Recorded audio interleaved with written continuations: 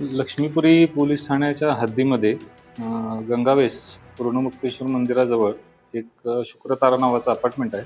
तिथं उषा मारुती भेंगडे या 72 वर्षीय वयोवृद्ध महिला राहत होत्या. त्यांचा मृत्यू झाला असल्याबाबत लक्ष्मीपुरी पोलीस स्टेशनला फोन आला आणि त्यांच्या अंगावर दागिने नसल्याचे पण समजले. मग तिथं आम्ही घटनास्थळी पी.आय. कनेरकर, डी.वाय.एस.पी. प्रिया पाटील मॅडम, मी स्वतः आमच्या टीमनं व्हिजिट दिली. अंगावर दागिने दिसत नव्हते त्यांच्या अंगावरचे. त्यामुळं घातपाताचा थोडासा संशय वाटत होता. त्यामुळं आमचे जिल्ह्याचे पोलीस अधीक्षक माननीय योगेश कुमार गुप्ता सरांनी स्थानिक गुन्हे शाखेला याबाबत समांतर तपास करण्याचे आदेश दिलेले होते.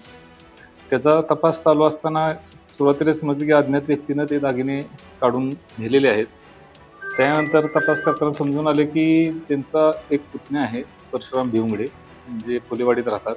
तर त्यांचा मुलगा प्रेम भिवगडे हा सकाळी 8:45च्या दरम्यान घरात येऊन गोपनीयरित्या गेल्याचे समजले आणि त्याच्यानंतर तो फरार पण होता. तर त्याचा तपास करून आपण त्याला ताब्यात घेतलं. आमच्याकडचे व्ही.पी.आय. सागर वाघ, मी आमच्या टीमनं त्याकडे बसून चौकशी केली. त्या चौकशीत त्यानं कबूल केलं की मी आजीला चहातनं विष देऊन मारलं आणि त्यानंतर ते दागिने घेऊन पळून गेलेलो आहे, अशी त्यानं कबुली दिली आहे. त्याबाबत खुनाचा गुन्हा लक्ष्मीपुरी पोलीस ठाणे येथे दाखल आहे आणि त्याला आता अटक करण्यात आलं आहे. पुढील तपास लक्ष्मीपुरी पोलीस करत आहेत.